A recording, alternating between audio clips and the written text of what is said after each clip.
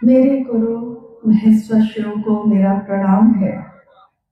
इस कालखंड के प्रथम शिव के शिष्य, हम सबों के परम आदरणीय वरेण्य गुरु भ्राता साहब श्री के चरणों में मेरा प्रणाम है। शक्ति स्वरूपा माँ नीलमानंद जी के चरणों में मेरा प्रणाम है। और सुनसरी जिला के इस स्थान पे इनरवा में आप सभी गुरु भाई गुरु बहन के चरणों में मेरा प्रणाम है। आप सब मेरा प्रणाम स्वीकार करें।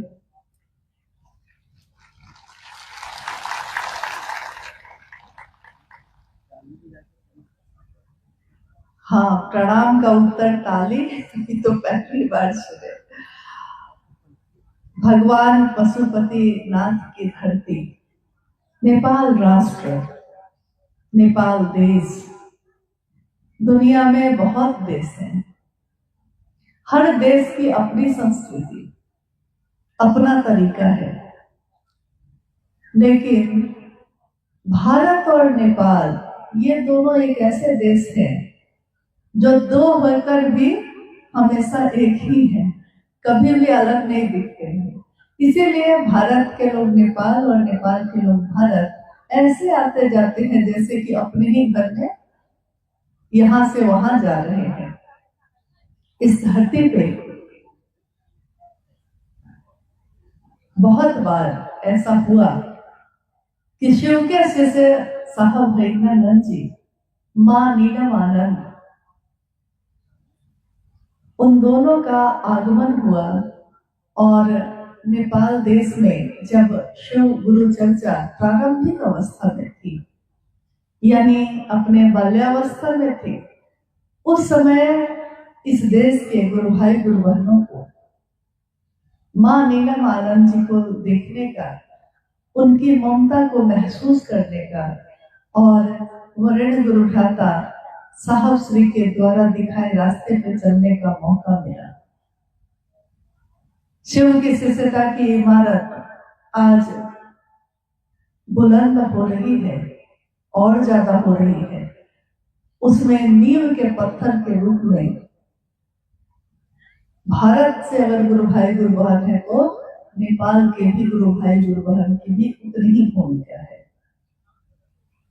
हम सबका सौभाग्य है कि अपने गुरु शिव की बात के लिए आपकी धरती पे आना हुआ, और ये भी सौभाग्य है कि आप सबों से भेंट करने का भी अवसर प्राप्त हुआ है।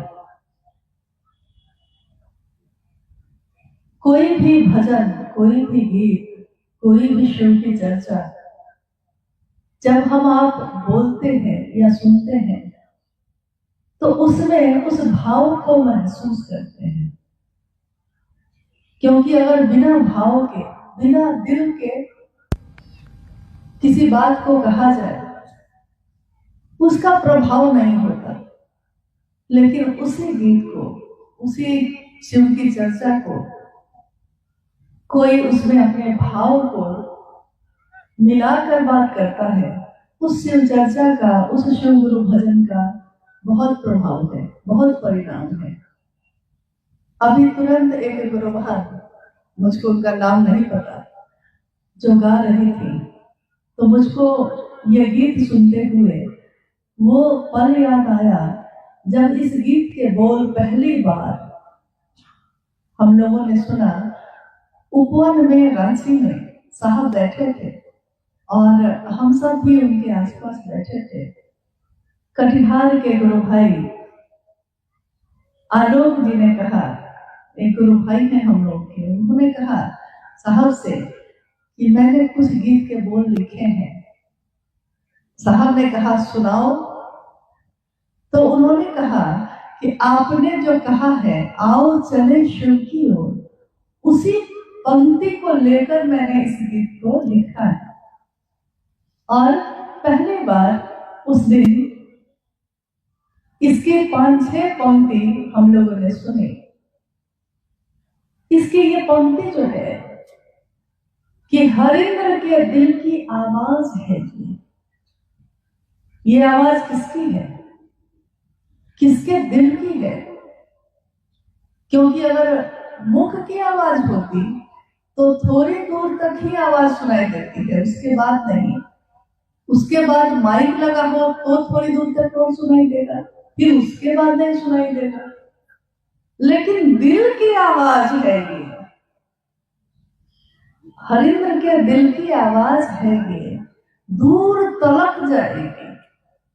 यानी दिल की आवाज का असर मीलों दूर बैठे आदमी पे भी उतना ही होता है जितना सामने रहने पे होता है। इसीलिए आज संसार में करोड़ों लोग ऐसे हैं जिन्होंने शिव को अपना गुरु माना है और शिव को गुरु मानकर उनका शिष्य होकर साहब गंगानंद जी और दीदी नीलम आनंद जी के सानिध्य को महसूस किया, प्राप्त किया। जब भी उनकी नैया भंवर में डोली है तो पतवार थामकर साहब और दीदी उसको किनारे तक पहुंचाने आए हैं। साहब ने कहा कि आपका शरीर अगर बीमार हो और आप डॉक्टर से दिखाने जाइए, डॉक्टर की सिर्फ ये जिम्मेदारी नहीं होती कि वो आपको दवा दे दे, डॉक्टर की जिम्मेदारी ये होती है कि वो बीमारी से आपको मुक्त करे। कोई मास्टर के पास पढ़ने जाता है, मास्टर की जिम्मेदारी सिर्फ इतनी नहीं होती कि जो सिलेबस में है उसको पढ़ा दिया और मामला खत्म हो गया।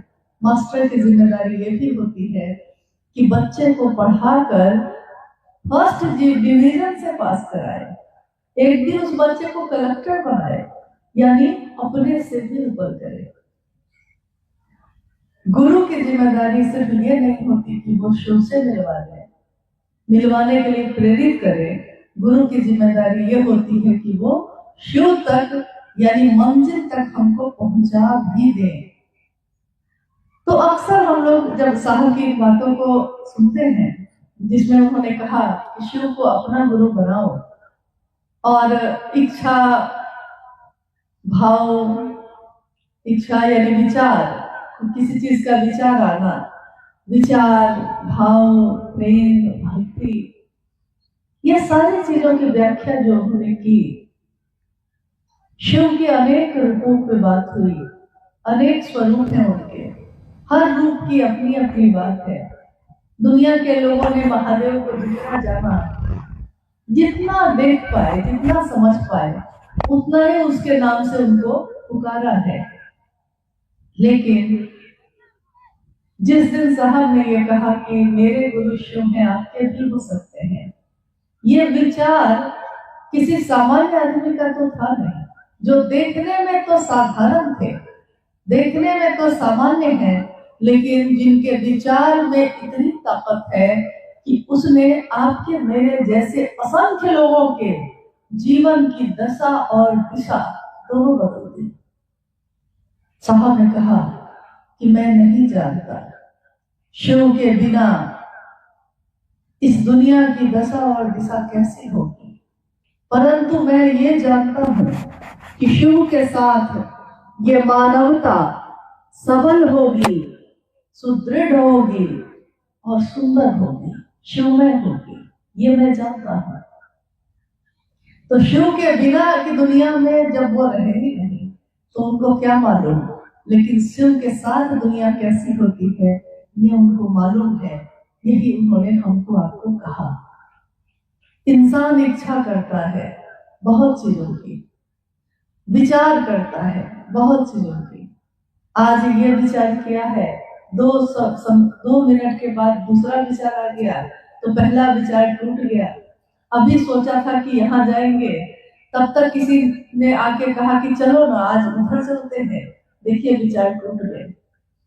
कोई कहता है कि वहां बहुत अच्छी चीज मिलती है, वहां चलो, वहां जाने का सोचा ही था कि तब तक घर में कोई आ गया तो जाने का विचार किया था, लेकिन विचार टूट गया।